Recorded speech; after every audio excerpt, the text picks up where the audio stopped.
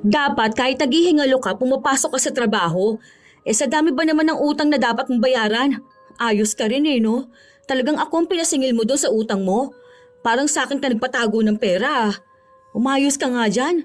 Kabago-bago ng tao sa trabaho, inutangan mo na kagad. Kaya pala lapit ka ng lapit sa kanya no? Duda talaga ako sa kabaitan na ipinapakita mo sa iba. Kapag alam mong mautangan mo, feeling close ka na. Hindi ka na naawa doon. Babayaran ko naman talaga siya. Wala lang akong extra ngayon. Wala ka talagang extra. Baon na baon ka sa utang no? Last na yon ha. Huwag mo kong ituturo kapag sisingilin ka. Wala kang perang ipinatago sa akin. Maawa ka dun sa bata. Kailangan niya rin ng pera. Minsan naman nipisan mo yung mukha mo. Social climber na squammy ang galawan mo. Mahirap magkaroon ng kaibigan na walang ibang ginawa kundi ang umutang ng pera. Ganun ang problema ni Sharon sa kaibigan niya. Walang ibang ginawa si Steph kundi sundin ang pagiging maluho niya na umaabot sa puntong kung kani-kanino na siya umuutang. Dahil doon, tatamasahin niya ang walang katapusang pagbabayad sa parusang maipapataw sa kanya. May pagbabago pa kayang mangyayari? O habang buhay na lang siyang magdurusa? Hoy, ano na naman yan? Ang mahal niya na. Saan ka na naman kumuha ng pera pambili mo niyan? Ang alam ko niyan, isang pares ng sandal sila doon. 8K ah. Syempre afford ko to, no? Reward ko naman sa sarili ko. Sobrang hardworking ko kayang tao. May trabaho ako. Kayang-kaya kong bumili nito. Te, 20K lang monthly sahod mo. Hindi mo kayang sustentuhan ang sarili mo kung palagi mong uunahin ang pagbibigay ng reward sa mga pinaggagawa mo. O bakit? Masama bang pagkagastosan ng sarili, ha? Hindi naman. Pero sana wag naman yung tig 8K. Mukhang lahat niyang binili mo nasa 10K. O ano nang gagawin mo sa 10K mo? Aabot ba yan sa isang buwan mong budget? Carry yan, no? Magtitipid naman ako sa pagkain. Saka para naman to sa sarili ko. Bakit ko titipiring maging masaya? Kung naiinggit ka, bumili ka. Mag-aasawa ka kasi tapos papakailaman mo buhay ko. Sinasabihan lang kita dahil may naghihintay sa yung mga utang. Akala ko ba babayaran mo ko? Hoy, 3K yung hulog mo kamo dun sa utang mo sa akin ha. Oo nga, babayaran kita. Atat ka naman eh. Kapag bagong sahod, hindi dapat nagbabayad agad ng utang. Sabi nga nila, kapag bagong sahod ka, damahin mo muna. Unahin mong bumili nung para sa sarili mo. Saka ka magbayad ng utang at iba pa. Unahin ang sarili, meaning bumili ka nung sapat lang sa pera at budget mo. Hindi yung sobra-sobra na akala mo milyon ang sinasahod mo. Ay, tigilan mo ako dyan sa mga paniniwala mong ganyan ha. Basta, ganun na rin yun. Ito na nga, ang dami mong sinasabi. 2K na muna bayad ko sa'yo ha. Maghuhulog ako ng iPhone ko bukas eh. Ganon ang pamumuhay ni Steph. Laging kailangan na makikita ng ibang tao na nakaaangat siya sa buhay. Mula sa mga gamit niya, pananamit at mga kinakain niya, dapat ay makikitang mayaman siya. Kahit na ang totoo, baon na siya sa utang. Ang daming nang aaway sa kanya para lang makabayad siya. At ang isa sa may pinakamarami siyang utang ay sa kaibigan niyang si Sharon. Si Sharon ang totoong galing sa mayamang pamilya. Nagkakilala sila dahil sa trabaho. Pero kung titingnan, walang mamahaling gamit si Sharon. Nakatago lang lahat halos sa bahay niya. Maging ang mga alahas na regalo sa kanya ng asawa niya. Dahil para kay Sharon, hindi naman na niya kailangan pang ipamukha sa ibang tao kung anong buhay ang meron siya. Magkaiba sila ng paniniwala ng kaibigan. Isang araw, lumapit na naman si Steph sa kaibigan. Sige na, kahit 1K lang. Nag-aaya kasi sina Jim na mag-bar kami mamaya eh. Wala akong pera dito. 200 lang to, pamasahe ko pa uwi. Bayaran kita sa sahod. Wala ka naman palang pera. Sana sinabi mo na lang sa kanila. Pwede ka namang magpalusot na may gagawin ka sa bahay mo eh. Kung nahihiya ka na malaman nila na wala kang pera, di ba? Dali na, ang dami mong pera eh. Itong sahod mo dito, iyo lang talaga lahat. Tapos nag-work ka lang kasi bored ka sa bahay nyo. Ako, nag-work ako para buhayin ng sarili ko. Yun na nga, sarili mo na lang ang bubuhayin mo tapos lagi ka pang kinakapos sa pera. Huwag ka kasing gumastos kung hindi mo naman kailangan. Kailangan ko nga. Ano, kailangan mo magpakitang gilas? Yung mga yan, mayayaman yan sila. Mga magulang ng mga yan may negosyo, no? O ayan si Jim, ang dami niyang negosyo sa labas. May investment pa yan. Kaya sila okay magliwaliw sa buhay. Okay, magtapon ng pera. Kasi barya lang yan sa kanila ikaw. Ikaw ang dapat mag-isip kasi sobra-sobra ang gastos mo sa sahod mo. Umuutang lang naman ako ng 1K, sinisermonan mo na ako. Baka ayaw mo na ako maging masaya, no? Nai-stress nga ako kasi na-reject yung proposal ko. Ang sama ng loob ko kaya, kasi yung bonus doon ang inaasahan ko. Kaso wala Kaya gusto ko sana magpakasaya. Kaso ikaw naman tong ayaw ako makitang masaya. Para sa halagang 1K na barya lang din naman sa'yo. Hindi ko naman sinabi na... Hindi, gano'n na rin yun. Siguro dahil mahirap lang ako, kaya ayun. Hindi ko pwedeng maranasan man lang yung nararanasan nyo.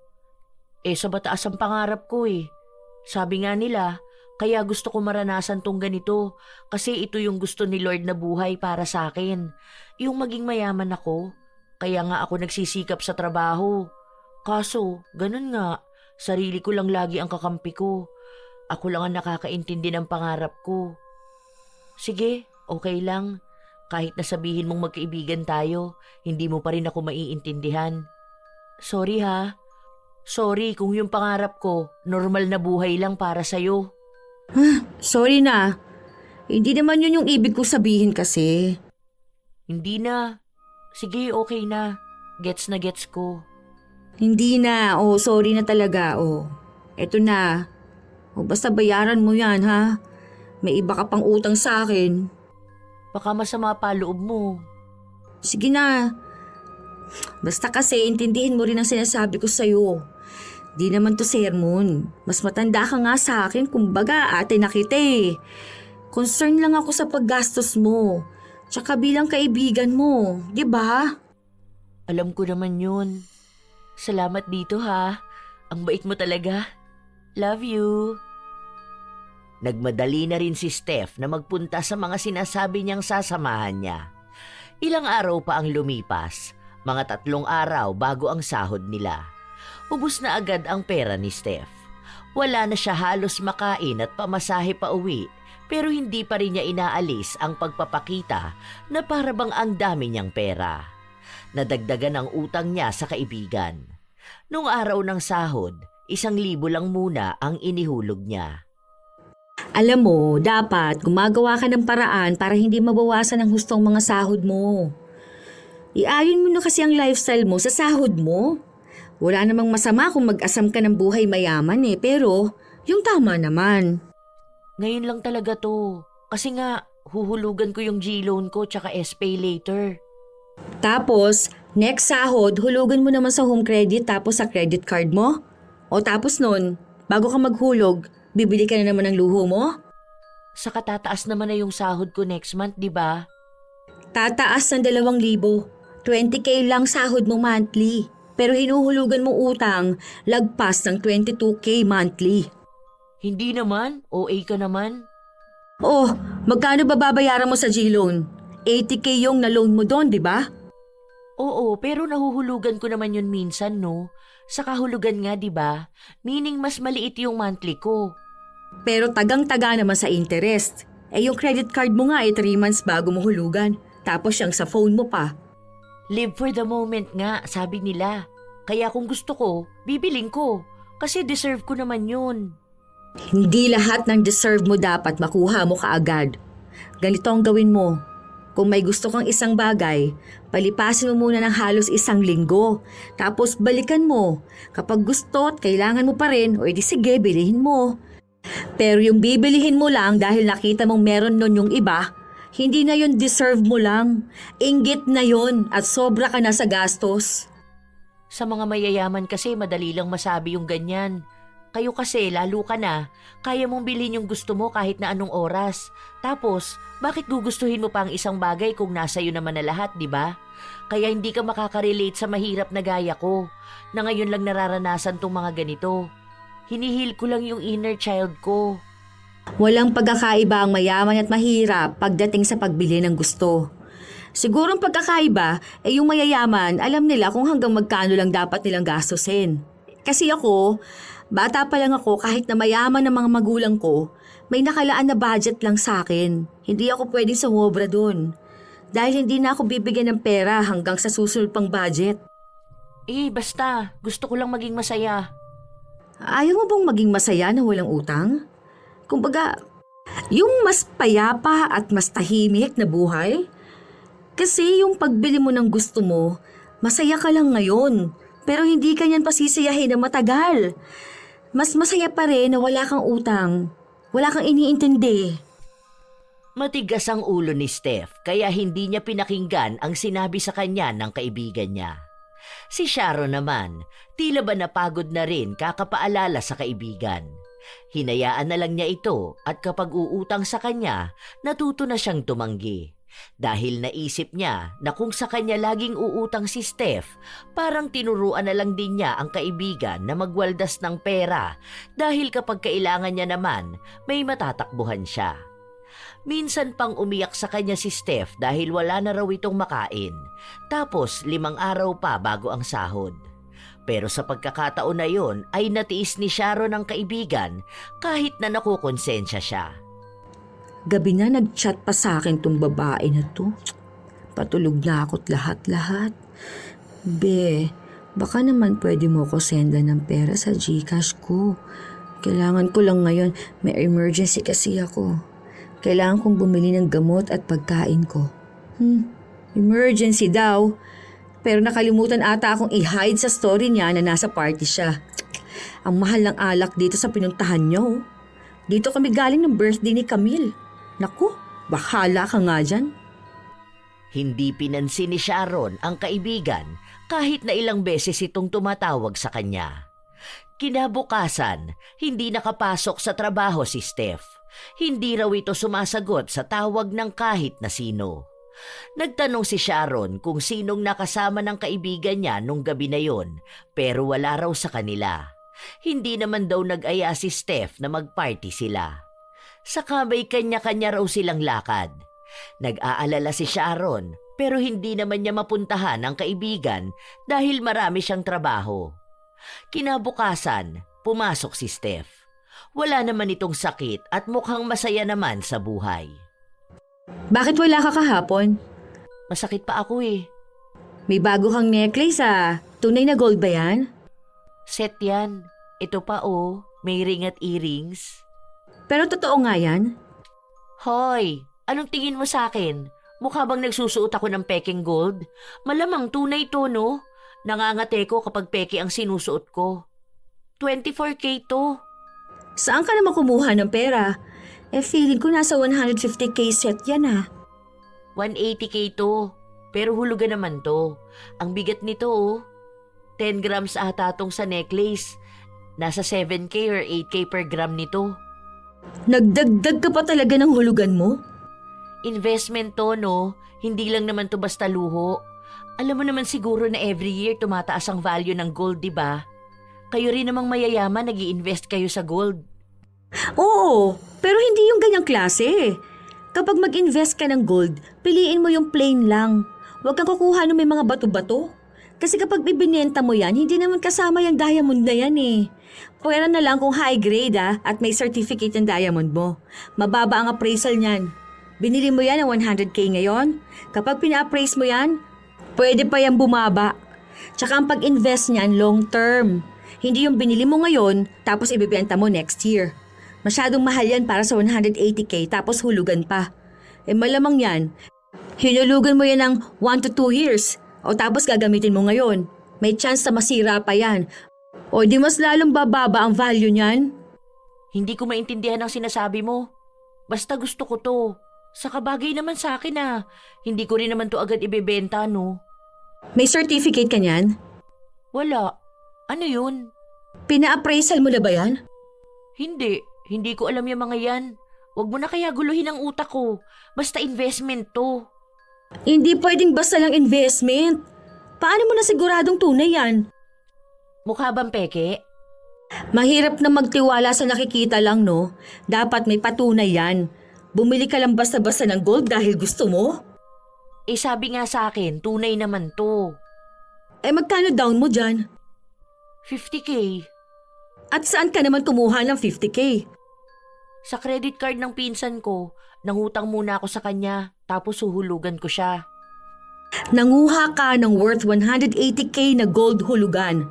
Tapos nag-down ka ng 50K at ibinigay agad sa'yo yung gold.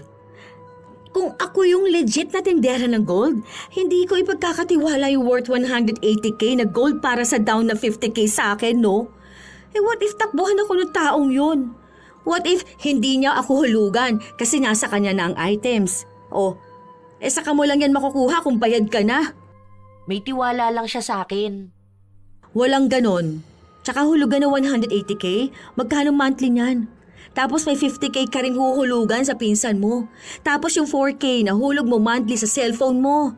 Oh, 10K sa rent mo sa condo. Utang mo pa sa akin, utang mo pa sa iba o credit card mo. Loan mo sa SpayLater, sa TikTok, Lazada, GCash, Maya, oh. Bukod pa dun sa ibang lending app pa. Tapos yung doon pa sa sinalihan mong paluwagan. Huy, buti nakakahinga ka pa. Kaya ko naman yung bayaran, no? Ano lang yan, paisa-isa lang muna sila. Hindi ganon. Dapat matuto kang pakialaman ng sarili mong finances. Hindi pwede na yung utang mo, maiiwan lang dyan kasi may panibago kang utang. Hindi ako magtataka kung sa susunod niyan makukulong ka na. Tumawa lang si Steph na para bang hindi niya sineseryoso ang mga sinasabi ng kanyang kaibigan. Ilang araw lang din ang lumipas, napansin na nilang nagbabago ang kulay ng alahas niya. Galit na galit noon si Steph pero hindi na niya makita kung nasaan na ba ang nagbenta sa kanya. Dahil doon, mas lalo siyang nabaon sa utang. Halos ayaw na niyang bayaran ng pinsan niya dahil sinasabi niyang naloko rin siya. Loko ka? Bakit naman hindi mo nababayaran yung utang mo? Hindi niya naman alam kung naloko ka ba o hindi ah. Saka hindi naman siguro siya yung nagbenta sa'yo ng alahas, di ba? Hindi ko rin naman ginusto na maloko, no? Blinak ko na nga siya eh. Ang kulit niya kasi, singil lang singil sa akin. Tapos walang ibang ginawa kundi magpaawa. Alam ko naman na breadwinner siya. Tapos yung pera na pinautang niya sa akin, galing din sa utang. Kaya niyang bayaran yon kahit minimum lang sahod niya. Wag na ako. Nai-stress na ako dun sa walang yan tindera na yun eh. Huwag ganon. Bayaran mo yung pinsan mo. Pinautang ka na nga eh. Lolokohin mo pa? E di kung gusto mo, ikaw magbayad sa kanya. Ang dami kong problema. Saka hinahanap ko pa yung nagbenta sa akin ng peking alahas. Sisingilin ko yun. Kalbuhin ko talaga siya kapag nahuli ko siya eh. Walang hiya siya. Hindi ganon. Kung anong inutang mo, dapat lagi kang obligadong bayaran. Kawawa yung tao. Siya yung maiipit dun eh. Kung breadwinner siya tapos minimum ang sahod o tingin mo ba kakayanin niya pang maghulog doon sa credit card niya? Bakit kasi may credit card, di ba? Una sa lahat, kung ayaw niyang may utang siya, hindi sana siya kumuha ng credit card. Wala rin sa ayos yung pag-iisip niya eh. Sa kakasalanan niya kung bakit siya nagpautang. Nai-stress na ako. Huwag mo ko ngayon pagsabihan ha. Wala kang alam sa pinagdadaanan at sa nararamdaman ko. Hindi mo alam tong problema na ganito. Paano? Mayaman ka. Nagtalo ang dalawa dahil pinagpipilitan ni Sharon na bayaran ng kaibigan niya kung ano man ang nautang niya sa isang tao. Pero matigas talaga si Steph. Ilang araw pa ang lumipas, dumating na naman ang sahod nila. Hindi na nagpapansinan ng dalawa kaya hindi na rin naghuhulog ng utang niya si Steph. Para sa kanya, kung aawayin lang din siya ni Sharon, para saan pa na magbabayad siya.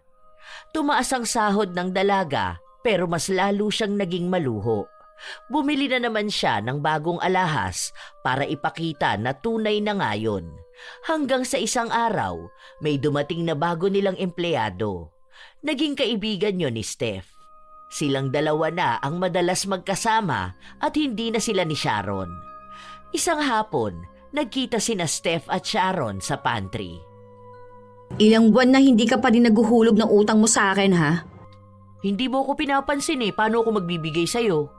Kahit na hindi tayo nag-uusap, pwede mong ilapag sa lamesa ko yung hulog mo. O sige, next sahod. Oy, kasasahod lang kahapon ha. May binili akong TV. Binili o hulugan na naman? Uy, ano naman sa'yo? Kanino mo na naman pinangalan yung loan na yon? O tapos hindi mo na naman babayaran? Ganon sa ginawa mo sa washing machine mo?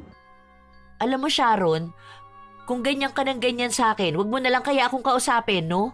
Kung ayaw mo sa ginagawa ko, wag mong punahin. Buhay ko to. Bilang kaibigan, oo nga pala, hindi na tayo magkaibigan. Tama ka nga naman. Bakit nga kita pakikialaman ano? Yung hulog mo sa utang mo, kailangan ko yun ngayon ha? Kapag hindi ka nagbayad sa akin, sasabihin ko sa HR to para makaabot din sa ibang tao. Ay, gusto mo ako mapahiya? O ano naman, hindi naman tayo magkaibigan, di ba? May utang ka sa akin. Inis na inis nun si Steph, kaya wala siyang nagawa kundi bawasan ang pera niya. Dahil doon, alam niyang ilang araw na naman siyang gutom. Sa mga araw na lumilipas, hindi pa rin nagbabago si Steph. Nagiging mayabang pa siya sa opisina nila dahil nga sa pag-aasta niya na mayaman siya. Kung saan siya ayain, kahit wala na siyang pera, sumasama siya. Hindi nga alam ni Sharon kung saan ba umuutang ang kaibigan niya para may pantusto sa luho niya. Hanggang sa isang araw, wala si Steph.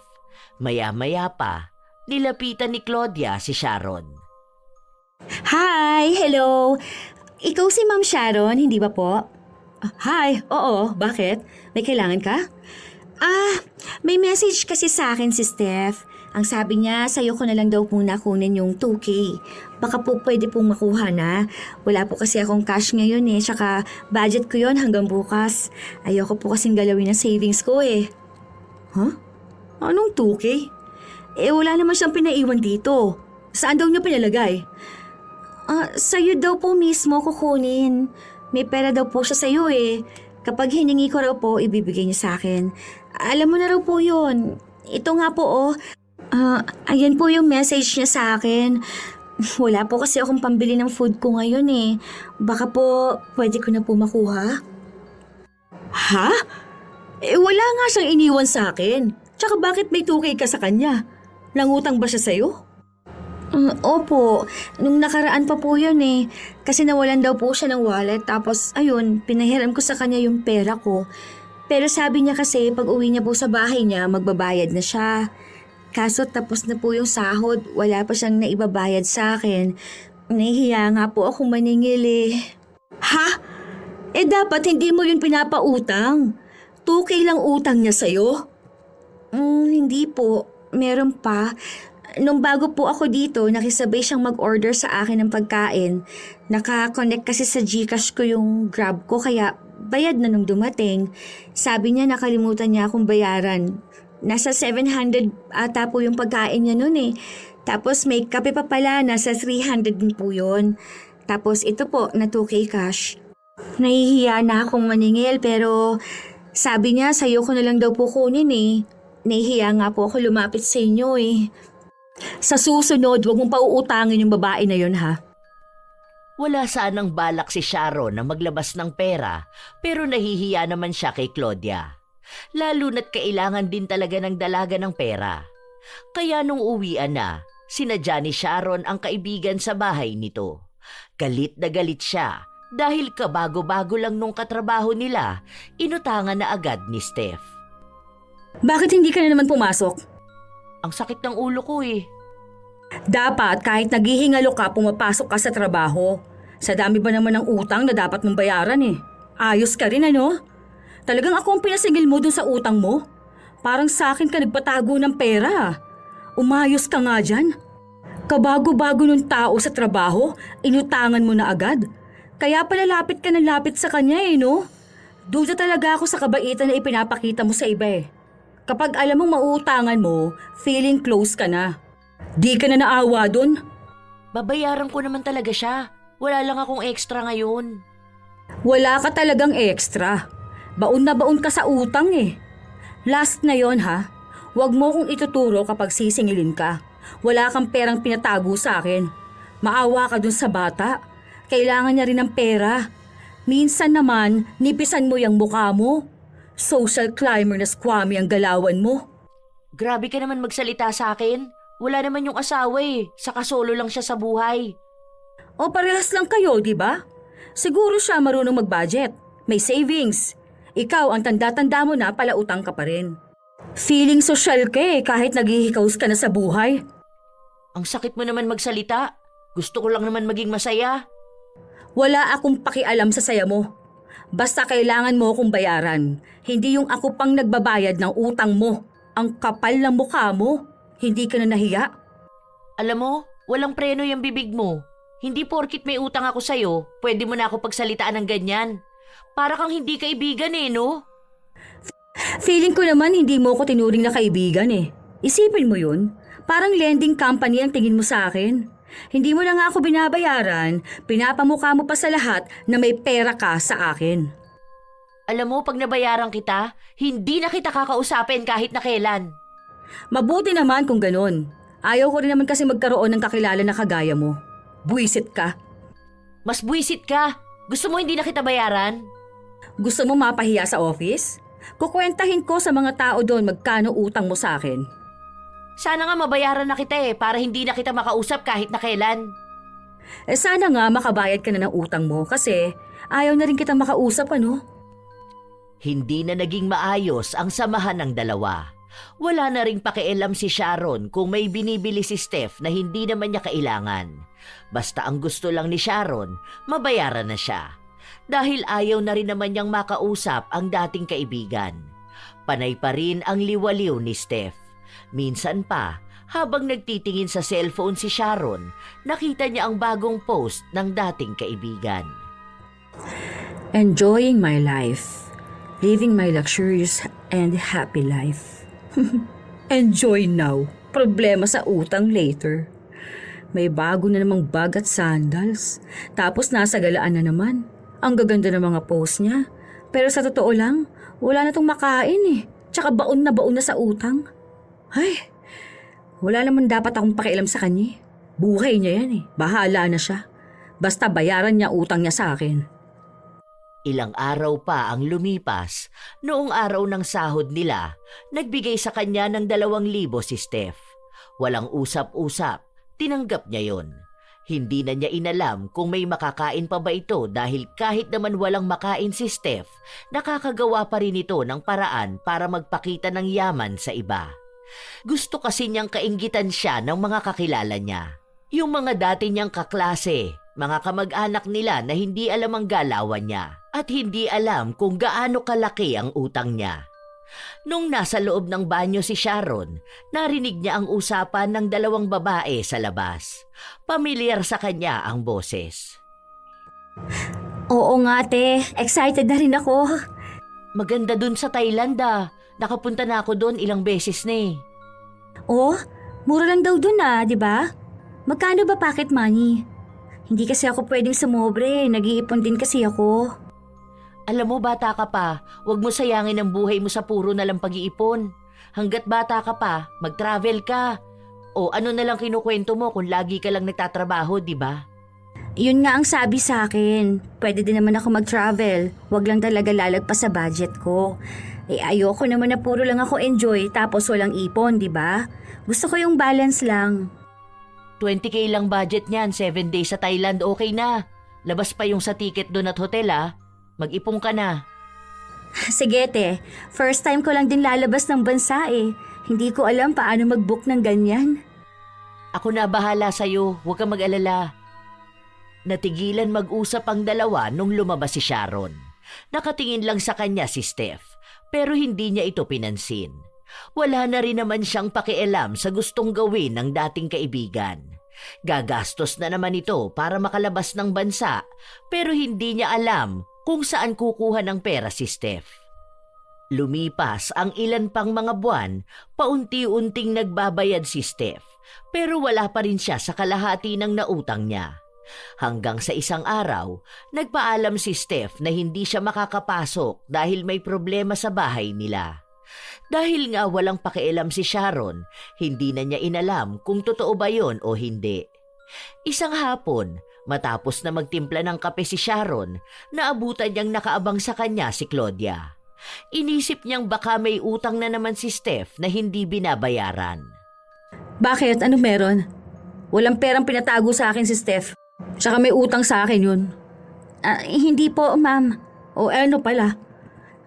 Nahack daw po kasi ang account ni Ate Steph. May problema po ako eh.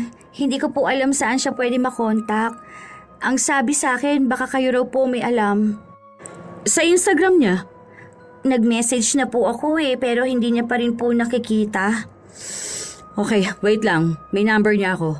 Try mo na lang tong tawagan, oh. Next week pa yatang balik nun. Kasi 3 days din tayong walang pasok, di ba? Sige nga po, pahingi ako ng number niya. Bakit ba? Ano ba kasi meron? Kasi po, dapat mag-travel kami sa Thailand. Nagbigay ako ng pambili ng ticket tsaka sa hotel. Dapat sa linggo ng flight namin. Kaso, wala pa akong nakukuhang balita tungkol dun eh. May emergency daw po siya. Paano naman po yun kung hindi matutuloy? Magkano binigay mo sa kanya? Bale, 5K po sa hotel, tapos 12K sa plane ticket. Nasa 17K? Ay naku po. Ay, wala na yan, be. Ano pong wala na? Hindi na kayo matutuloy niyan. Wala yang biniling ticket o binook na hotel, okay? Wala na yung pera mo. Inutang na niya yon. Kapag siningil mo yan, sasabihin niya na nagamit niya sa emergency niya. Hala, hindi naman po pwede yung ganun. Ang sabi niya po sa akin, tuloy kami dun eh. Tsaka inipon ko po yun. Malaki yung 17K. Buong buwan na sahod ko na po yun eh. Try mo pa rin siyang tawagan. Kasi kung sa Sunday na flight ninyo, dapat nandito siya ngayon ah. O 2 days na lang Sunday na. Niwala ka pa atang hawak na kahit na ano. Halos maiyak si Claudia sa mga naririnig niya mula kay Sharon, habang si Sharon naman ay naaawa sa kanya. Kaya kahit na ayaw kausapin ni Sharon ang dating kaibigan, tinadtad niya ito ng mensahe. Siya ang galit na galit para kay Claudia. Malaking pera yun kung tutuusin. Ngayon naiintindihan na niya kung bakit biglang nawala si Steph. Hindi dahil sa emergency, kundi malamang ay may pinuntahan na naman itong may kinalaman sa luho niya. O kaya ay nagpapasarap sa kung saan gamit ang pera ng iba. Nung bumalik na sila sa trabaho, kinausap ni Sharon si Claudia. Anong sabi ni Steph? Nagsorry po siya. Nagastos niya raw po yung pera. May emergency daw po sa bahay nila eh. Yung papa niya po ata na operahan sa puso. Papa niya? 5 taon nang patay ang papa niya. Yun po ang sabi niya sa akin eh. Hindi ko po alam. Binabawi ko po yung pera ko pero wala pa raw po siyang pera eh. Ang sabi niya, magbabayad naman daw po siya. Bigyan ko lang daw po siya ng panahon. Tapos ayun po, umiyak siya sa akin kasi hirap na hirap daw po talaga siya. Hindi naman daw niya sinasadya yun eh. Wala na raw po talaga siyang choice. Hindi ka mo pwede yung ganon. Paano kanya huhulugan? Kapag may pera na raw po siya eh. Hindi pwede yung ganon. Ibig sabihin lang nun, wala na siyang balak na magbayad sa'yo. Kailangan magtakda ka ng araw kung kailan at kung magkanong ibabayad niya sa'yo. Hindi biro ang 17K. Baon yan sa utang. 30K ang utang niyan sa akin na hanggang ngayon hinuhulugan niya pa rin. Hindi ko na po alam ang gagawin ko. Ako na ang kakausap sa kanya. Inis na inis si Sharon, lalo na at nakikita niya kay Steph na hindi naman ito nagsisisi sa ginawa niya. Labas naman na siya dapat sa problema ni Claudia, pero naaawa naman siya sa bata. Lalo na at hindi birong pera ang ginastos ni Steph. Pagpunta niya sa pwesto ng dating kaibigan, napansin niyang may bago na naman itong bag. Halatang mamahalin. Diyan mo ba ginastos yung pera ni Claudia? Ano bang pinagsasasabi mo? Huwag mo nga itong hawakan. Mamaya magasgasan pa to eh. Bakit ba pati problema ng iba pinakikialaman mo ha? Hindi ka man lang naawa doon? Excited yung tao, tapos ganun lang ang gagawin. Puro ka palusot dyan. Nag-usap na kami. Inutang ko yung pera niya. Kung sa kanya nga walang problema eh, tapos ikaw ang OA mo mag-react. Hindi yun basta utang lang ha. Niloko mo siya bago ka nangutang sa kanya. Sobra na yung ginagawa mo, Steph. Nagagawa mo naman loko ng tao, oh. Kung tutuusin, pwede kanyang idemanda doon sa ginawa mo. OA, demanda agad. Magbabayad naman ako sa kanya. Puro ganyan ang sinasabi mo. Bayaran mo siya. Hindi yung pagsahod mo kung saan-saan mo na naman dadalhin yung pera mo. Hula ko, hindi ka pa nakakapagbayad sa mga loan mo eh. Problema ko na yon. Huwag mo na isipin yon. Ang usapan natin hanggang nakakapagbigay ako sa'yo, okay tayo. Nakakapagbigay? 500 kada sahod? 30K pa utang mo sa akin. Eh baka retired ka na, hindi ka pa nakabayad. Tapos dagdag ka pa utang doon kay Claudia. Kapal na mukha mo. Ay, huwag mo na nga ako istresin. Okay kami ni Claudia. Nakausap ko na siya at pumayag naman siya. Labas ka na doon. O good luck talaga sa'yo. Madala ka na sana dyan sa paglalaro mong yaman-yamanan ka. Kahit sa utang ka naman mayaman. Alam ni Sharon na walang patutunguhan ang away nilang dalawa. Dahil hindi naman talaga makikinig sa kanya si Steph. Hanggang sa lumipas pa ang ilan pang mga sahod, hindi pa rin daw naghuhulog si Steph kay Claudia. Minsan nga, si Claudia na ang nahihiya na maningil. Pinipilit lang siya ni Sharon na gipitin si Steph. Pero sadyang mabait si Claudia at hindi sanay sa ganong bagay. Dagdag din kasi na mas matanda si Steph at magaling itong magpaawa. Isang araw, habang papasok ng elevator si Sharon, nakasabay niya pa ang dating kaibigan. Late ka na naman. Mukhang lasing ka pa. Namumula pa yung mukha mo. Halata ba? Isasabihin ko ba kung hindi? Nainis nga ako eh. Hindi na nawala tong pamumula ng mukha ko. Ano bang ginawa mo? May binili akong skincare. Tapos ang sabi, gamit yun ng mga artista, ganun. Ang mahal nung serum eh. May kasabay pa yun. Kaso nung nilagay ko, nagising ako ng 3 AM, sobrang hapdi ng mukha ko. Hindi ko alam kung sa skincare ba yun. Nagawa mo pa talaga makisabay sa skincare ng mga artista ha? Panghilamos pa lang na mga yun, libo-libo na. Eh bakit ba? Sa gusto ko makisabay eh. Okay. Deserve sa pamumula ng muka. Baka magbabalat yan, magbabawas ng kapal. Umirap lang si Steph dahil mas problemado siya kung paano mawawala ang pamumula ng mukha niya kaysa sa sinasabi ng dati niyang kaibigan. Ilang araw na namumula ang mukha ni Steph hanggang sa unti-unti itong nagbabalat. Wala namang sugat pero ang sabi niya ay mahapdi. Minsan nagiinit kaya kailangan niyang maghilamos ng malamig na tubig. Naabutan pa siya ni Sharon na naghihilamos sa pantry. Hindi na yan gagaling. Sayang naman skincare mo. Bagong bili pa. Gagamitin ko pa yon kapag gumaling na tong mukha ko. O paano yan gagaling? Maglalagay ka lang palagi ng yelo sa mukha mo? Ah, ang hapdi! Aray ko! Patingin mo na kasi yan sa derma, no? Kung may pera ka pang extra ha, pero kung wala okay na yan. Ipon ka na lang. Arte-arte mo kasi. Alam mo, papansin ka rin eh, no?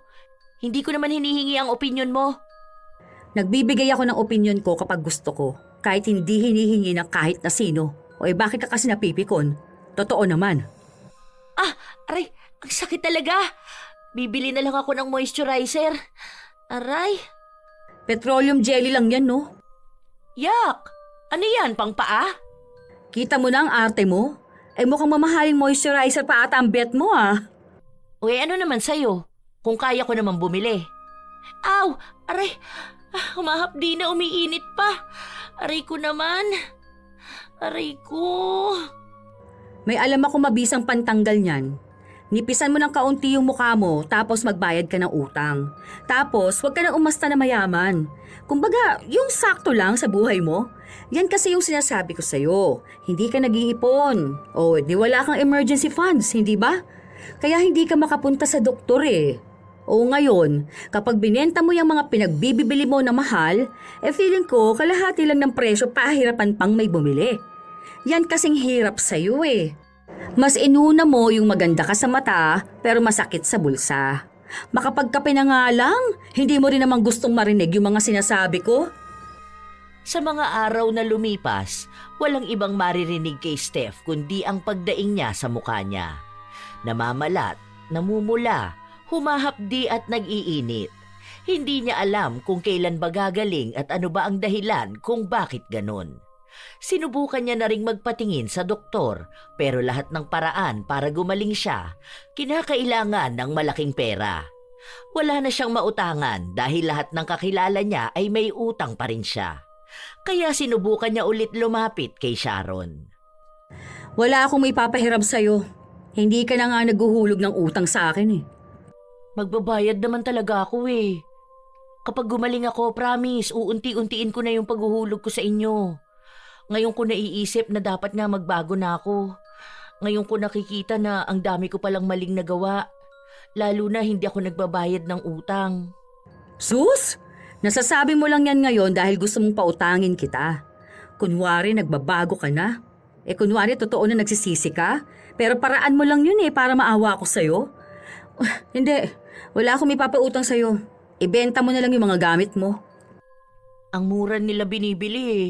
Lugi naman ako noon. Sige na, hindi ka man lang ba naaawa sa akin? Alam ko na may atraso ako sa'yo. May utang ako sa'yo, saka lagi tayong nag-aaway. Pero gano'n naman talaga kapag magkaibigan, di ba? Kasi alam ko na concerned ka sa akin. Tapos ako naman, ang tigas ng ulo ko. Pero hindi naman ibig sabihin na nag-aaway tayo o nagtatalo tayong dalawa. Hindi na tayo magkaibigan, di ba? Kasi ako, aaminin ko na ang tigas talaga ng ulo ko at ang kapal ng mukha ko. Pero sana naman, maintindihan mo na kailangan ko ng tulong mo. O tapos kapag gumaling ka, babalik ka na naman sa gawain mo? Hindi na nga. Kagabi nga nililista ko na yung mga utang ko eh. Gusto ko ng unti-untiing bayaran yun. Sige na, maawa ka naman sa akin. Promise ko sa'yo, kapag gumaling ako, hindi na ako mangungutang. Sure ka dyan, ha? Oo nga, promise. Nag-aalangan man si Sharon na maglabas ng pera, ginawa niya pa rin. Binigyan niya ng isa pang pagkakataon si Steph para magbago. Pinautang niya ito kahit na may utang pa sa kanya. 3 araw hindi pumasok si Steph at ang paalam niya ay magpapagaling siya ng mukha. Hanggang sa isang hapon, nakasalubong ni Sharon si Claudia. Alam niyo po ba kung nasaan ngayon si Ate Steph? Nasa bahay niya, nagpapagaling, di ba? Bakit? Nangutang ba ulit sa'yo? Nangungutang po siya pero hindi ko po pinautang. Hindi niya pa naman po nababayaran yung utang niya sa akin eh. Kahit po hulog, hindi niya pa rin nagagawa eh. Ang sabi niya, sisimulan na raw niya maghulog. Basta gumaling yung mukha niya. Kaya nga nasa ospital daw siya kahapon tapos ngayon nasa bahay niya. Hindi raw pwedeng maalikabukan kaya hindi siya nakapasok. Hindi naman po yun totoo. Nasa Boracay po siya ngayon Ito yung post niya dun sa dummy account niya. Bago lang yan kasi namumula pa yung mukha niya. Ha? Patingin nga ako. Ayun po. Kaya hindi siya nagpapagaling sa bahay niya. Ang walang hiya talaga. Umutang sa akin para magpagamot, tapos ginamit lang panggala. Hindi na po yan magbabago. Ang dami na niyang pagsisinungaling na ginagawa. Tapos may utang pa po siya sa'yo. Naiinis ako. Grabe. Awang-awa pa naman ako sa kanya Naniwala pa ako na magbabago pa siya. Pero sobra na yung pagpapanggap niyang mayaman. Kung ano-ano na ngang nangyayari sa kanya ganyan pa rin ang ginagawa niya. Paano pa niya ako mababayaran yan? Paano pa po niya tayo mababayaran? Nakaka-stress po siya kasama. Kapag iniisip ko po yung pera ko po na hindi niya pa binibigay, sumasama po talaga ang loob ko Ang sarap kulamin, no? Hayaan niyo po. Meron naman sigurong gumawa niyan sa kanya. Ang alin? Pinakulam siya? Opo, meron na yan. Sa dami ba naman po ng tinatarantado niya Siguro naman po may gumaganti na sa kanya. Kaya po, hayaan na lang nating damahin niya yung parusa niya. Sana nga. Kung ganyan ba namang ugali? Naiinis ako. Tanga ko rin naman kasi. Nagpaawa lang sa akin, pinautang ko naman ulit. Hindi na yan makakaulit talaga. Bayaran niya talaga ako. Walang ibang bukang bibig si Sharon kundi ang inis niya kay Steph. Hindi niya akalain na nagbigay siya ng pagkakataon sa isang tao na sagad na ang pagiging sinungaling at palautang. Ang akala niya kasi ay may pag-asa pa si Steph, na baka nga sa mga nangyayari sa kanya, napaisip na itong oras na para magbago. Pero hindi pa pala. Sadyang hindi kayang iwan ng kaibigan kung ano ba ang nakasanayan na niyang mali rin naman. Lumipas ang araw, bumalik sa trabaho si Steph pero buong katawan na niya ang namumula. Hindi sinabi ni Sharon na alam niya ang ginawa nito. Tignan mo, mali ata yung ginawa ng doktor sa akin, no? Pinapabalik nga ako sa susunod na linggo, kaya yung sahod ko dito lang talaga mapupunta. Hoy, maghulog ka sa akin ha. Saka na, di ba ang usapan natin kapag gumaling na ako? Kailangan ko ng pera. Nagpapaayos kami ng tindahan. Kailangan ko magbigay sa asawa ko ng ambag ko. Maghulog ka sa akin. Paano naman ako nito? Kailangan tuloy-tuloy yung pagpapagamot ko. Mukha lang ang may problema sa'yo pero bakit parang may sunburn ka? Yun nga rin ang pinagtataka ko Kaya nga babalik ako sa doktor. Kasi hindi nga umayos tong mukha ko. Tapos nagkaganito pa yung sa katawan ko, di ba? Hirap na hirap kaya ako. Hindi ako makalabas ng bahay. Tapos nagugutom ako doon. Hanggang ngayon nga wala pa rin akong kain. Sinimot ko na lang yung bigas ko tapos toyo at mantika na lang yung kinain ko. Wala kaya akong baon ngayon. Kahit magkano wala ako as in. Pamasahe na lang to pa uwi. 3 araw pa bago ang sahod. Hindi ko na alam kung makakasurvive ako. Kaya mo yan? Hindi ko nga alam kung kaya ko ba. Hindi ko alam bakit ako pinaparusahan ng ganito. Imposible naman na hindi mo alam kung bakit. Isipin mo kung anong pinaggagawa mong mali. Baka masagot mo yung tanong mo. Kasi hindi pwedeng mangyari yan sa'yo ng basta lang Ibig sabihin yan, may ginagawa kang dapat na itigil mo na. Paglalagay ng skincare? Ewan ko. Ikaw na lang makakaalam yan. Sarili mo yan Buhay mo yan. Ay, aray, eto na naman. Humahapdi na naman. Hindi lang mukha ko, pati buong katawan ko na rin. Aray ko po. Ilang araw ang lumipas, maging katawan ni Steph ay nagbabalat na rin. Samot-sari na ang nararamdaman niyang sakit. Hindi na siya makapagtrabaho ng maayos, pero ayaw niyang tumigil. Lalo pat wala siyang ibang inaasahan kung mawawalan siya ng trabaho.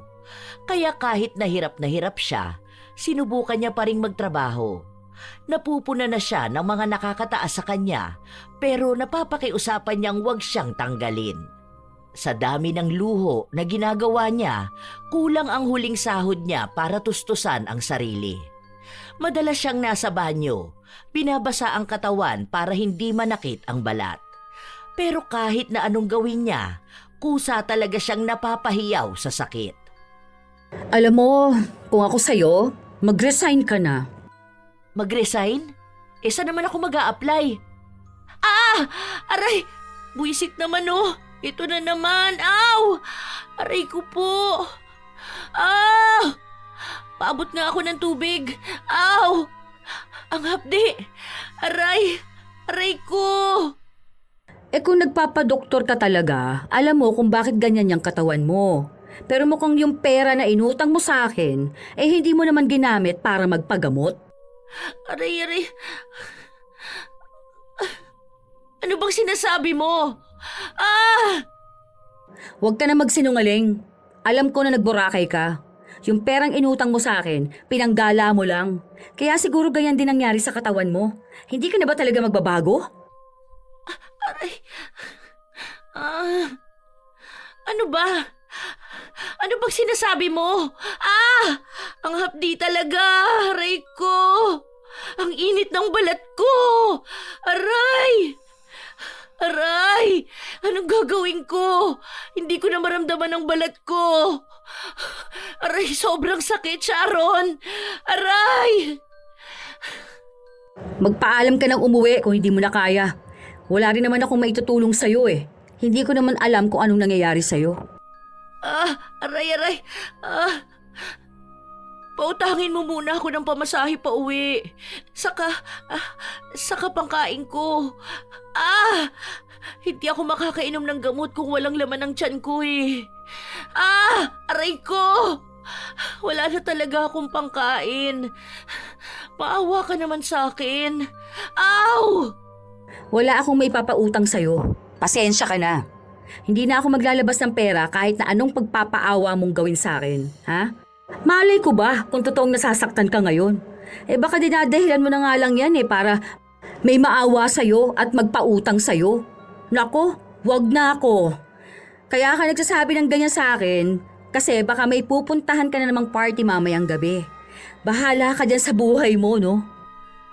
Aray! Ahaw! Ang init! Aray! Totoo! Aray! Ang hapdi talaga! Hindi ako nagbibiro! Hindi to panloloko! Totoong masakit! Aray ko po! Ang sakit talaga! Aray! Hindi pinansin ni Sharon ang kaibigan. Pinabayaan niya itong maghihiyaw sa sakit. Hindi na naniniwala si Sharon dahil pwedeng ang umaarte lang ang kaibigan niyang nasasaktan nito. Kahit na ang totoo, balak na naman siyang maisahan at utuin para lang magpautang. Alam na alam kasi ni Steph ang kahinaan niya. Sa oras na maawa ito sa kanya, maglalabas na naman siya ng pera. Pero hindi na sa pagkakataon na yun. Hindi pwedeng palagi na lang siyang nagmumukhang tanga at utu-uto. Kaya totoo man o hindi ang sakit ni Steph, pababayaan na niya ito. Isang araw, hindi nakapasok si Steph sa trabaho. Panay ang tawag niya kay Sharon pero hindi nito sinasagot. Puro paawa na naman to.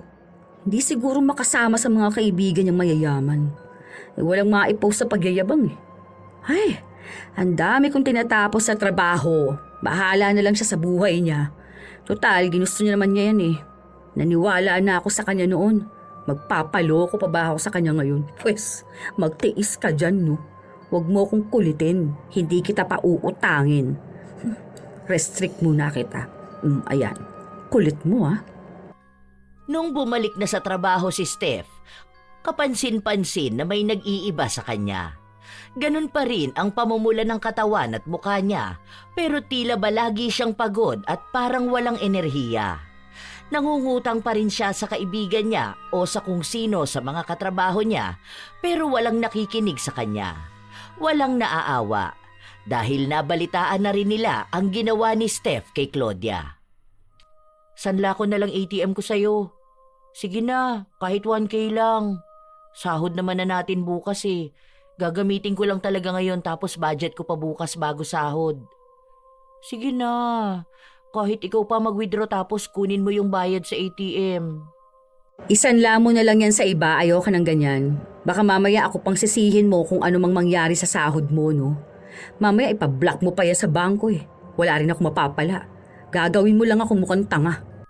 Ilang araw na akong laging naglalakad papasok at pauwi. Wala talaga akong pera kahit magkano. Maawa ka naman sa akin Hirap na talaga ako Tulungan mo naman ako, sige na. Alam mo naman na ikaw lang yung malalapitan ko. Maawa ka naman sa akin. Kahit anong pagpapaawa mo sa akin, hindi na ako magpapautang. Hindi mo na nga ako makukonsensya. Niloko mo na nga ako, di ba? Niloko mo na kaming mga pinagkakautangan mo. Ang tigas kasi ng ulo mo. Tingnan mo, sahod bukas ano na naman ang gagawin mo sa sahod mo? Malamang bibili ka na naman ng bagong bag. Kasi reward mo yun sa sarili mo, di ba? Yun naman lagi mo sinasabi. Hindi na talaga. Totoo na talaga natitipirin ko na yung sahod ko. Bayaran ng rent ko, tapos huhulugan ko na yung ibang pinagkakautangan ko. Pati na rin si Claudia huhulugan ko. Pangako talaga, totoo na tong sinasabi ko sa'yo. Tignan ko na lang kung totoo yan. Pero ngayon, wala talaga akong ipapahiram sa'yo. Kilala na kita. Alam ko nang hindi ka magbabago. Gagawin mo lang din yung matagal mong ginagawa. Yung kapag nakahawak ka na ng sahod mo, uunahin mo na yung luho mo. Para magmukha kang mayaman. Para ramdam mo kung paano maging mayaman. Kaya, sorry, totoo man ang sinasabi mo o hindi, ayoko magpautang. Iniyakan na ni Steph ang kaibigan pero hindi pa rin siya pinautang ni Sharon. Nadala na ito sa ilang beses niyang panloloko kaya hindi na ito naniniwala sa mga salitang sinasabi niya. Nung uwian na sila, nadaanan pa ni Sharon na naglalakad nga lang pauwi si Steph. Pero pinabayaan niya na lang ito. Kinabukasan, pawis na pawis pumasok sa trabaho si Steph. Kapag ganun pa naman, mas lalong nananakit at humahapdi ang balat niya. Dumiretso pa siya sa pantry para kumuha ng malamig na tubig. Naabutan niya ron si Sharon na nagtitimpla ng kape. Ah! Grabe, sobrang hapdi! Aray ko! Aray! Bakit ba ganito to kasakit? Ang hapdi! Sobra! Ah! Hindi na tumatalab tong malamig na tubig. Ang hirap! Aray ko! Aray! Ano ba kasing ginawa mo? Sobrang pulang-pula ka oh. Namumula ka naman na talaga, pero mas namumula ka ngayon. Pagod na pagod ka ba? Kasi simula pa lang ng araw. Pagod siguro, tapos pawis na pawis ako kaya ang hapdi ng balat ko. Ang layo ba naman ang nilakad ko eh. 30 minutes ata yung inabot ko sa paglalakad para makapasok ng opisina. Ay, aray, ang usok din sa labas. Kaya ganito nangyayari sa balat ko. Grabe, ang hirap ng ganito. Naiiyak na ako. O sahod na mamaya, hindi mo na kailangan magpaawa sa akin. Hindi mo na ako madadala sa mga ganyan mo. Alam ko na script mo, no? Paulit-ulit lang din naman yung sasabihin mo. Hindi naman ako nagsisinungaling eh. 3 araw na ako naglalakad papasok at pauwi. Dahil wala talaga akong pera. 20 pesos na lang pera ko kanina tapos binili ko ng kakanin dun sa labas para may pagkain ako mamaya. Okay, sige. Kwento mo naman yan eh. Aray, aw! Ang hapdi talaga. Kailan ba kasi gagaling tong sakit ko na to? Aray! Ah! Baka kapag nagbago ka at totoong nagpatingin ka sa doktor, hindi yung kunwari nasa ospital ka, yun pala nasa bakasyon ka. Kunwari yung pera mo ginamit mo para gumaling ka, yun pala ginamit mo sa luho mo. Mahirap yan. Parurusahan ka talaga, paulit-ulit. Inalisan na lang ni Sharon ang kaibigang naiiyak na sa sobrang sakit ng balat. Nung sumahod na sila, nagulat si Sharon noong kusang naghulog sa kanya si Steph. Wala nang usap-usap. Nagbigay ito ng pera sa kanya para mabawasan ang utang niya. Nagtaka si Sharon pero tinanggap niya ang pera. Nung kinahapunan, nagkasabay pang pumunta ng banyo sina Sharon at Claudia. Nagkaroon pa ng pag-uusap ang dalawa. Ano, naghulog na ba si Steph? Sahod na. Hingian mo na. Kahit na anong sabihin niya, walang matitira sa pera niya. Singilin mo pa rin.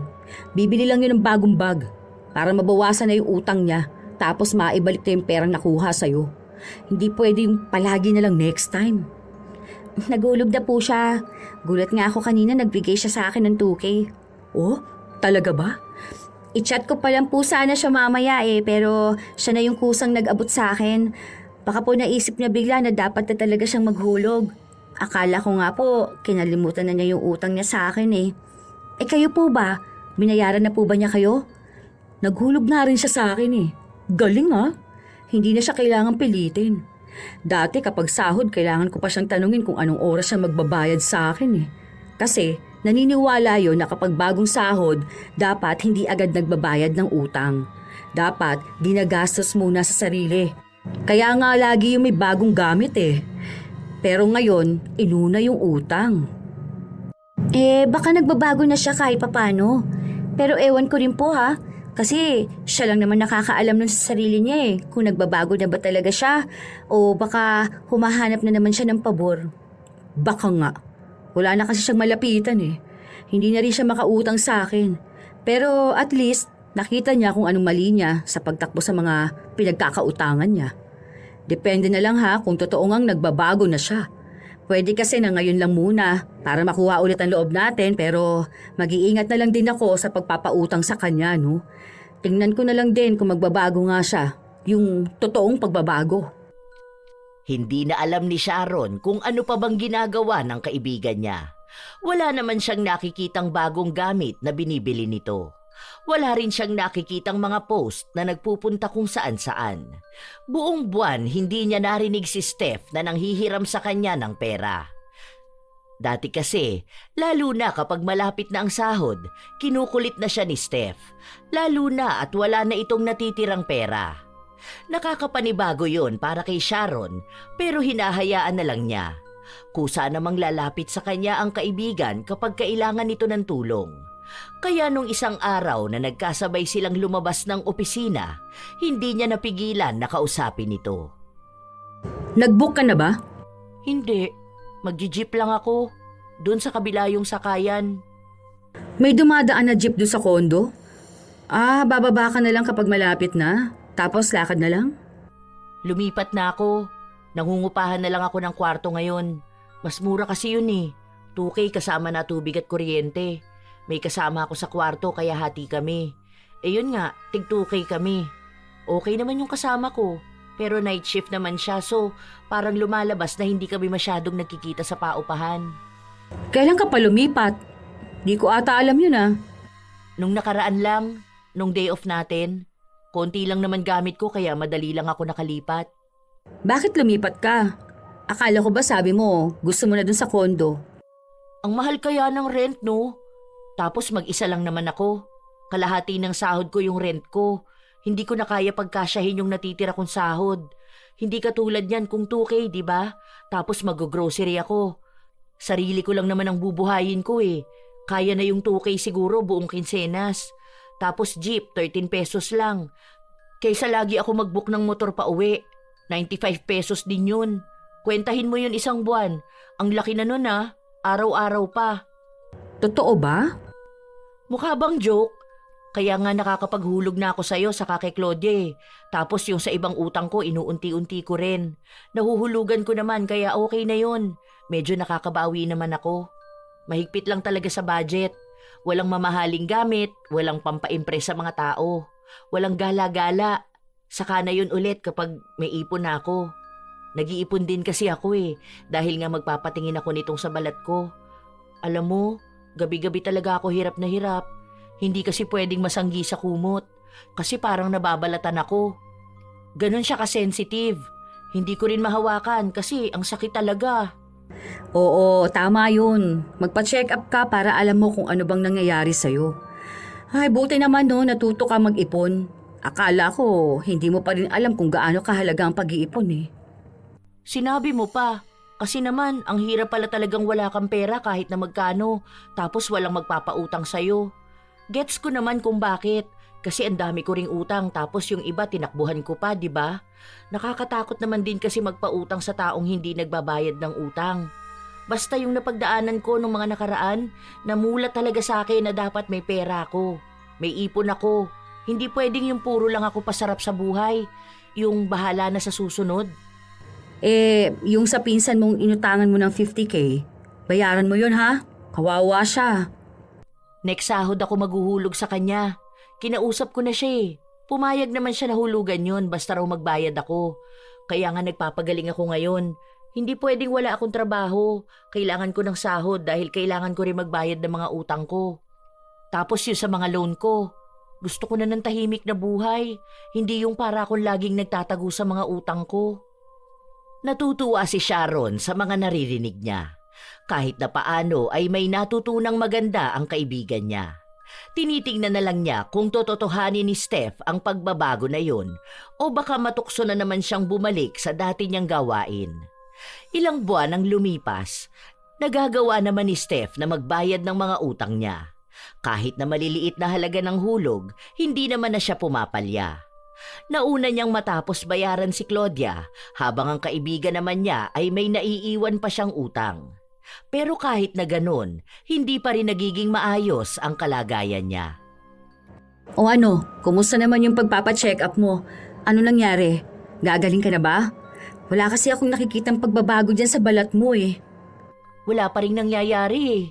May pinapahid ako, may iniinom ako pero wala talaga. Hindi ko alam kung gagaling pa ba ako pero sana naman gumaling ako. Nakakaloka. Isinumpa na yata ako eh. Magpatingin ka kaya sa albularyo? Naniniwala ka ba sa ganun? Naniniwala ako pero hindi gaano. Saka nahihiya akong magpunta sa ganun. O bakit ka naman nahihiya? Hindi mo naman ipapaalam sa ibang tao kung anong ginawa mo, di ba? pwede ka namang magpatingin sa albularyo nang hindi pinangangalandakan sa lahat na nagpunta ka doon. Iba-vlog mo ba na nagpatingin ka sa albularyo? O hindi naman, di ba? Kaya okay lang yan. Karamihan ng Pilipino naniniwala sa albularyo, no? Saka ano namang makikita niya sa akin? Ano, may engkanto na nagkakagusto sa akin? Hindi naman ako albularyo, kaya hindi ko alam. Try mo lang naman. Wala namang mawawala kung susubukan mo, di ba? Mag-iisang taon ng ganyan ang balat mo eh. Hirap na hirap ka na dyan, oh. Kapag naririnig ko nasasaktan ka, feeling ko pati ako nasasaktan eh. Try mo lang naman. Malay mo, nanuno ka pala, di ba? Kung saan-saan ka rin kasi nagpupunti. Sa day off, hahanap ako ng albularyo. Wala akong kilala rito eh. Alam ka naman magpunta pa ako sa Quiapo, di ba? Ang layo naman nun. Saka hindi ako marunong sa commute. Ayoko rin masyado maglalabas kung sakali man. Madikit lang ako sa tao, ang sakit na ng balat ko. Meron siguro yan. Magtatanong lang din ako sa tita ko, ha? Baka may kakilala siya. Yun kasi, mahilig yun sa mga ganyan eh. Parang lahat ata na nangyayari sa kanya. Pinupunta niya sa albularyo eh. Sabihan na lang kita. Tawagan ko yun mamaya. Alam ko meron namang albularyo na nagpupunta mismo sa bahay mo eh. Totoo naman siguro yung kilala ng tita ko. Naalala ko kasi nun yung pinsan ko. Ano siya, nagkaroon ng butlig-butlig yung buong katawan niya. Tapos, ano raw nangyari? Gumaling naman ba? Oo, gumaling naman siya. Parang nakabati ata siya o nakasagi ng nuno. Ewan ko, hindi ko na maalala eh. Basta, nilalang na hindi natin nakikita. Baka ganun yung sayo. Sobrang katinong sa pinsan ko. Nung nagsaboy ng bigas yung tita ko, ayun, gumaling naman. Kaso sa'yo, kakaiba na eh. Kaya siguro, ipatingin mo na lang din. Basta, tulungan kita maghanap ng albularyo. Salamat. Oo nga pala, yung hulog ko sa'yo bukas ko na lang bigay ha. Hindi pa ako nakakapag-withdraw eh. Or bank transfer ko na lang ba? Send mo na lang sa akin number mo. Sige, okay lang sa akin kahit hanggang bukas. Basta hulugan mo ko ha. Oo naman, huhulugan kita. Konti na lang utang ko sa'yo, di ba? Okay na ako doon sa G-loan ko. Yung sa Maya ko rin, patapos na. Yung sa iba naman, medyo malayo-layo pa. Yung sa credit card mo. Nagbigay sila nung parang installment plan. Basta mababa lang babayaran ko monthly. Pagtapos nun, ipatatanggal ko na credit card ko. Ang hirap na matukso eh. Uy, sige na, uuwi na ako. Pila pa naman sa jeep, baka matagalan pa ako. Ingat ka rin sa pag-uwi ah. Unti-unti na ngang nakikita na nagbabago na si Steph at natututo na siyang magbayad. Tinulungan din naman siya ni Sharon na maghanap ng albularyong gagamot sa kanya. Doon nila nalaman na nakulam si Steph. Malaki raw ang atraso niya sa taong yun, kaya malakas din ang naging kulam sa kanya. Nung matapos nang makipag-usap si Steph sa albularyo, nakipagkita siya sa kaibigan. Tinanong mo naman kung anong pwedeng gawin para gumaling ka. Meron kasi ang parang kada Huwebes ganitong gagawin mo o tuwing 6:00 ng gabi. Mga ganun ba? Ay ano bang sabi sa'yo? Oorasyonan ata ako, tapos mag-aalay kami ng kung ano-ano. Ganon. Totoo kaya yun? Nagpunta ka doon tapos hindi ka pala naniniwala. Di ba, sabi nila kapag ganyan, dapat maniwala ka. Kasi kinukontra mo lang din yung gagamot sa'yo. Ang weird lang kasi. Ganun talaga. Pero kung gusto mong gumaling, maniwala ka. Hindi ka naman kamo napapagaling ng doktor, hindi ba? Wala namang masama kung maniniwala ka. Baka yan lang talaga yung paraan para mawala yung pamamaga o anumang nangyayari dyan sa katawan mo. Kung gusto mong gumaling, malamang paniniwalaan mong lahat. Parang himala lang, ganun. Bigla ako napaisip. Ganun ba talaga ako kasama para ipakulam? Kung totoo man? Ang hirap kasi. Talagang grabe yung pagpapahirap na pinadama sa akin. Halos 1 taon akong ganito. Lagi ako naiiyak dahil sa sakit. Tapos minsan pinagchichismisan pa ako ng mga nakakakita sa akin. Para namang hindi makatarungan, di ba? Okay, ganito yan. Hindi ko alam kung anong nagawa mo dun sa kumulam sa'yo pero sa totoo lang, kung hindi mo naman yan naranasan, tingin mo magbabago ka ba? Hindi naman, di ba? Nararanasan mo na nga yan, hindi ka pa nagbabago eh. Sabihin na natin na masama naman talaga yung pagpapakulam sa kapwa. Pero kung may mabigat siyang dahilan. Ikaw kasi, sa totoo lang, manloloko ka eh. Sinungaling, palautang. Hindi mo pwedeng sabihin na ganun ka na kasi mali yung ugali na ganun. Tiwala din ng taong nasisira mo. Kaya mali siya sa paglapit sa mangkukulam at mali ka rin sa pag-uugali na meron ka. Ang gusto ko lang naman kasi noon maranasan ang pakiramdam ng mayayaman. Alam mo yung pormado ka palagi? Yung ang ganda ng suot mo, mamahalin yung bag mo, tapos kapag nakikita ka nila, parang angat ka sa kanila. Ganon. Gusto ko kasing maging mayaman talaga eh. Sinabi ko rin sa'yo noon na walang mali na gustuhin mong maging mayaman. Ang mali doon, yung pilitin mong sarili mong maging mayaman kahit hindi naman kaya ng budget mo. Magiging mayaman ka kung kaya mong i-handle yung pera mo, yung maayos. Hindi yung mas mayaman ka sa utang. Nanloloko ka ng tao, nandadamay ka sa problema mo, tapos hindi mo inaamin, ginajustify mo yung mali mo, sa halip na harapin na mali talaga yun. Hindi ko sinasabi ha na huwag kang mag-travel, na huwag kang bumili ng para sa'yo. Pwede mong gawin yun, pero nang hindi tumatakbo at umaasa sa utang mo. Yun yung dapat mong malaman. Dapat isipin mo yung pagpapakulam sa'yo, parang daan na rin yun para magbago ka. Kasi kung tinutuloy-tuloy mo yung ganyan mong palautang ka, nanloloko at puro kayabang, baka sa kulungan ng bagsak mo. Mas nakakahiya naman yun. Sira ang buhay mo. Sa bagay, tama ka naman. Hindi ko lang matanggap pero kung hindi nga naman ako nahirapan, hindi ko pa hahalagahan na magkaroon ng savings. Baka hanggang ngayon hindi pa rin ako bayad sa inyo. Sana kung sino mang gumawa nito sa akin, mapatawad niya ako. Kaya sorry sa iyo ha. Ikaw yung pinaka-stressed sa akin. Nagsorry na rin ako kay Claudia kasi nga doon sa panloloko ko sa kanya. Hindi niya ako kinakausap ngayon eh, pero gets ko naman siya kung bakit. Hindi ko rin naman pinipilit na patawarin ako ng mga taong naloko ko. Baka nga isa sa kanilang nagpakulam sa akin. Grabe rin kasi yung stress nila sa akin eh. Ang mahalaga, wag mo na lang uulitin. Hindi na talaga no. Iniisip ko palang na mararanasan ko ulit yung ganito. Naku, ayoko na talaga. Sobrang hirap. Gusto ko na magbago. Tumatanda na ako eh. Hindi pwedeng ganito lang ang buhay ko. Puro pagyayabang, pero sa totoo naman walang maiyayabang. Yun na ang simula ng tuluyang pagbabago ni Steph. Hanggang ngayon, nagpapagaling pa rin siya. Tinulungan na siya ng albularyo.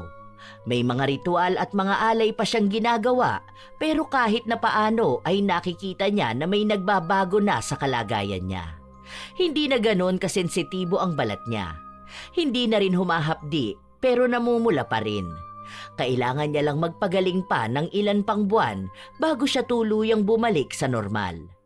Kasabay na rin ng pagpapagaling niya ay ang paghingi niya ng tawad sa mga taong nadamay sa pagiging palautang niya.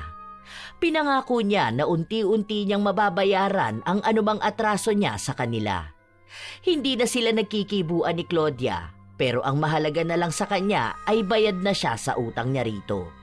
Minsan, kinakapos siya sa buhay, pero nagagawa na niya ng paraan na hindi siya nangungutang.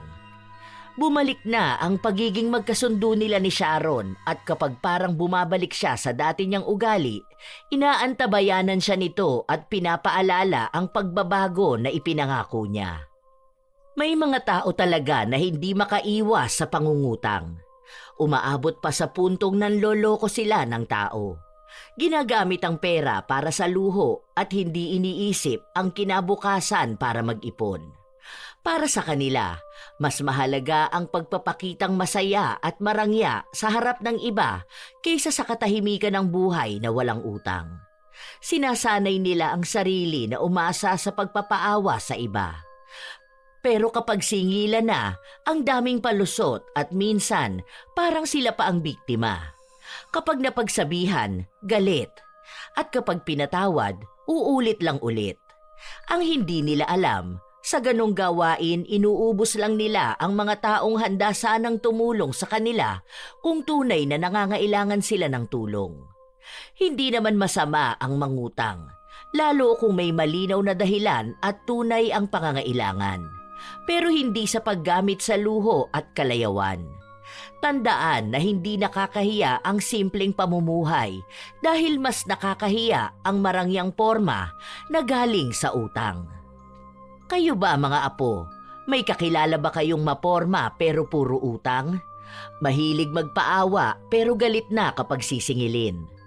Ibahagi nyo na yan sa amin at maging ang inyong opinyon sa ating bagong kwento. Naway nakapaghatid ito ng magandang aral para sa lahat. Shout out sa ilan sa mga masusugid na tagapakinig ng mga istorya ni Lola Telang.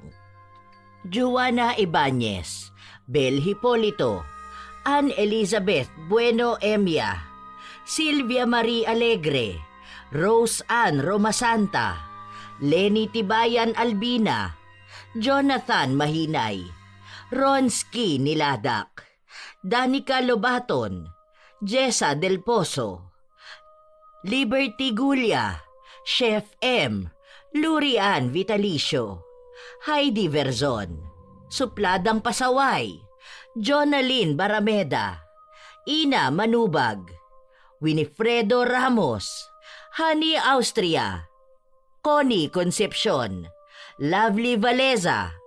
Shout out din sa inyo, Sung Samten, at shout out din kay Darlene from Jade ng Cainta Rizal, Kimpoy Feliciano, Christine May Andoy at sa mga bagong housemates ni Ma'am Chona na sina Erwin at Dinah from Jonel Brand Company ng Ayungong Negros Occidental, Jessie Miralles, kay Belinda, Milky at Julie ng Kabanatuan, Shane Lopez, Jennifer Balasabas, Merlita Ramirez, Janela Cutie 65, shout out din sa Ribbon Fam, kina Jezabel Gelido, Jerwin Gelido, Jervy Gelido, Bella Rose Vicente, Rosebel Vicente, Janela Paula V. Cruz, Ogie Vicente, Gia Gigi, Catherine Samonte, Norms Ganda, Riza Roa, Larny Sato, Lance MBB, Lizelle Doren, Roslyn Mangilin, Danilo Candido Jr., Nana, Yang Pasardan, Cheryl Bertudazo. Ito ang inyong Lola Telang at maraming salamat sa palagi ninyong pakikinig mga apo.